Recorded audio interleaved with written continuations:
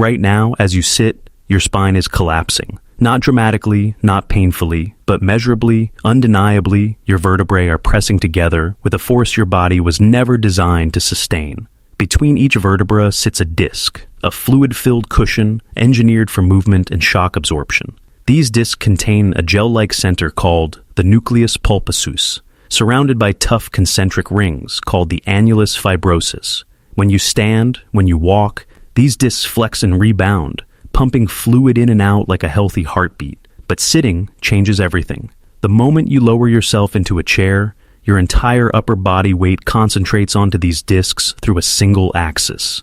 No dynamic loading, no variation, just relentless static compression. Within minutes, fluid begins squeezing out of your discs like water from a sponge. Your nucleus pulposus, which should be plump and pressurized, starts to flatten. In just 1 hour of continuous sitting, your discs lose 1 to 2 millimeters of height. This seems trivial until you understand what it means. That fluid isn't just cushioning, it's nutrition. Your discs have no direct blood supply. They feed through fluid exchange, and you've just shut down their supply line. Your body registers this compression immediately. Pressure sensors in your spine fire warning signals. But you've learned to ignore them, to push through the discomfort, to stay focused on your work. This is just the beginning. Your discs are speaking. Most people aren't listening yet. Something strange happens to your muscles when they're not needed. They don't simply rest. They forget. Your gluteal muscles, the powerful engines that should stabilize your pelvis and drive your movement,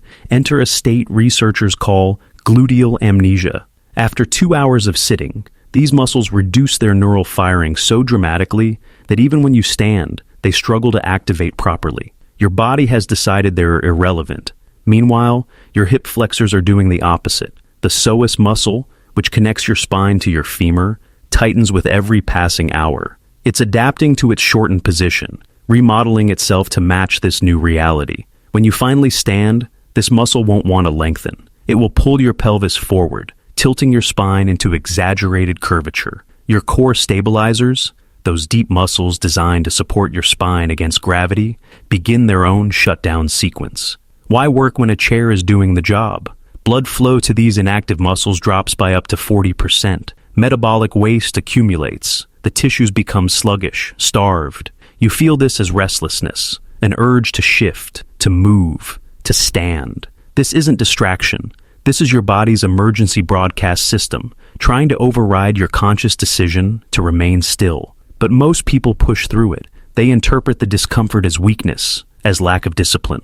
They sit through the warning signs, unaware that their muscles are systematically disengaging from the very functions that keep their spines safe. Your muscles aren't resting, they're forgetting. And what the body forgets, it struggles to remember. By hour 8, your discs have surrendered nearly 20% of their fluid volume. If you could measure yourself now against this morning, you would discover you're 1 to 2 centimeters shorter. Your spine has compressed like an accordion, each disc flattened under hours of unrelenting pressure. This dehydration isn't merely uncomfortable, it's dangerous. A hydrated disc is resilient, elastic, capable of absorbing force. A dehydrated disc becomes brittle, vulnerable. The collagen fibers in your annulus fibrosus lose their tensile strength. The nucleus pulposus, now depleted, can no longer distribute pressure evenly across the disc surface. This is why evening is prime time for injury. You bend to pick up something trivial, a bag, a child, a box, and your dehydrated disc, pushed beyond its compromised limits, tears. The injury feels sudden, but it was 8 hours in the making. When you finally stand, you feel it. Stiffness, resistance. Your spine doesn't want to extend. Your discs, flattened and starved, struggle to reassume their natural spacing. You move carefully, unconsciously protecting your back. Tonight, while you sleep, your discs will rehydrate. Freed from gravity's compression, they'll slowly draw fluid back in, expanding like dried sponges in water. By morning, you'll feel nearly normal. Your spine will regain most of its lost height. But tomorrow, the cycle resumes. And your spine is counting. Each day of dehydration followed by overnight recovery is a cycle your discs can only repeat so many times before the damage becomes permanent. Tonight, while you sleep, your discs will drink again. But tomorrow, the cycle resumes, and your spine is counting. Your body possesses a remarkable and dangerous talent. It adapts. After just 1 week of 8-hour sitting sessions, your tissues begin accepting this position as your new normal. Biomechanics researchers call this phenomenon creep, the permanent deformation of tissue under sustained load. Your posterior spinal ligaments, stretched for hours daily, begin to elongate. They're designed to pull your spine back into alignment, but constant tension weakens their elastic recoil. Like overstretched rubber bands, they lose their ability to snap back. Your head drifts forward. For every inch your head moves ahead of your shoulders, your neck experiences an additional 10 pounds of pressure. What started as 3 hours of poor posture becomes a structural reality. Your cervical spine curves forward, your thoracic spine rounds into a hunch. This isn't laziness. This is adaptation. The curve in your upper back, the thoracic kyphosis, deepens. Your chest collapses inward. Your shoulders roll forward and stay there, even when you're standing. Your body is remodeling the length-tension relationships of your muscles. The shortened muscles in your chest tighten further. The overstretched muscles in your upper back weaken. Perhaps most insidious is the proprioceptive confusion. Your nervous system uses constant feedback to understand where your body exists in space.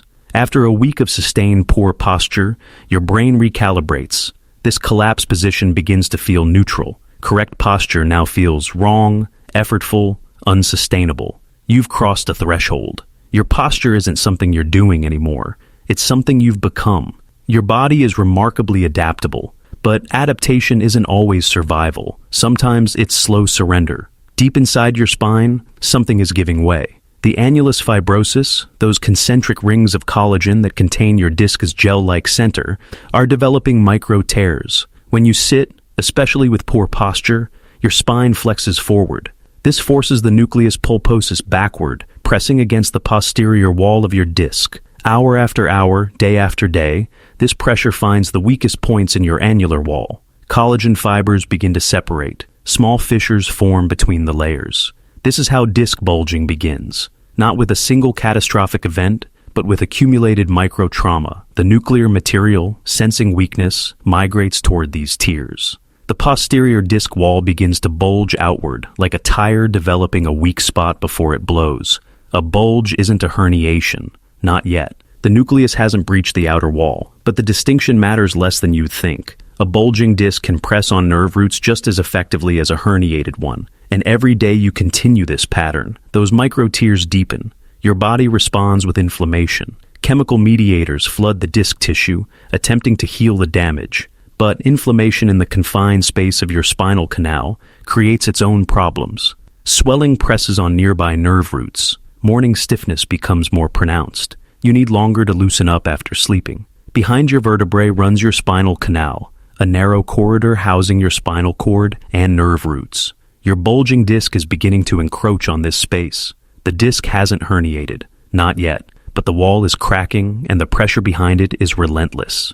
The first time you feel it, you might dismiss it. A tingling in your foot, numbness in your toes, a strange electric sensation down the back of your leg that disappears when you shift position. These aren't muscle problems. These are nerve warnings. Between each vertebra, small openings called intervertebral foramina provide exit routes for spinal nerves branching from your spinal cord. These nerves carry signals to and from every part of your body below that level. When your discs thin and bulge, when your vertebrae compress together, these openings narrow. This is foraminal stenosis. Your sciatic nerve, the largest nerve in your body, becomes particularly vulnerable. It exits your lumbar spine and travels down your leg, passing through already tight hip flexors and gluteal muscles that have been compromised by months of sitting. Compression from above, tension from below, your sciatic nerve is caught in a closing vise. The pain pattern is distinctive. It radiates. True nerve pain doesn't stay localized like a muscle strain. It follows the pathway of the nerve itself, shooting down your leg in a lightning bolt of sensation. This is radicular pain, and it signals that nerve tissue is being compromised. What's insidious is the progression. Nerve damage accumulates slowly, then announces itself suddenly. You have months of compression creating microscopic damage to nerve fibers. Then one day, one wrong movement, and the numbness or pain becomes constant. Most people misinterpret these early signs as tight muscles or simple fatigue. They stretch, they massage, they ignore the truth. Nerves don't scream until they're cornered. By the time you feel the lightning, the trap has long been set. After one full year of 8-hour daily sitting, your spine has earned a diagnosis: degenerative disc disease. The name sounds severe because it is. This isn't normal aging. This is accelerated breakdown. Your discs have lost permanent height. The fluid they release during the day no longer fully returns at night. The nucleus pulposus has dehydrated to the point where it can't maintain proper pressure. Your disc spaces, visible on an X-ray, have narrowed. Where you once had 5 healthy millimeters of cushioning, you now have 3 or less. This height loss triggers a cascade of consequences. Your vertebral end plates, the bony surfaces where vertebrae meet discs, begin developing abnormal changes. Bone marrow lesions form. Blood vessels attempt to penetrate the end plate, creating inflammation. Researchers call these modic changes, and they correlate strongly with chronic back pain. As your discs thin, your facet joints, the small stabilizing joints on the back of your spine, overload. They were designed to guide movement, not bear weight. Now they're crushing together with every step. Cartilage wears down, inflammation sets in, osteoarthritis begins its slow invasion of your spinal joints. The inflammatory cascade spreads throughout your spinal column. Cytokines, the chemical messengers of inflammation, circulate through your spinal tissues. Your body exists in a state of chronic low-grade inflammation. Your spine has lost its fluid mobility. Stiffness is no longer morning only. It's constant. Bending, twisting, even standing for extended periods, all produce pain. Degeneration is named appropriately. Generation in reverse. Your spine is unbuilding itself, one day at a time. Your body, faced with chronic instability, makes a desperate decision. If it cannot maintain healthy movement, it will eliminate movement altogether. Bone spurs begin forming along the edges of your vertebrae. These osteophytes aren't random. They're your skeleton's attempt to stabilize through fusion.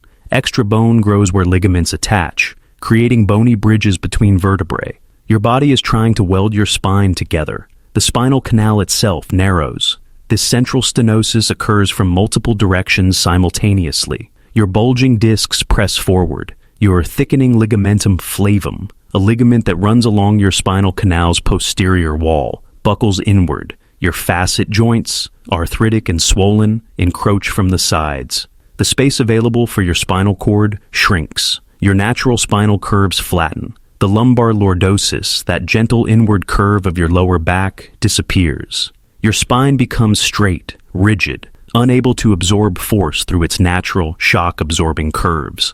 Compensatory curves develop elsewhere as your body tries to maintain balance over your center of gravity. Perhaps most concerning is what's happening in your brain. Years of chronic pain have sensitized your central nervous system.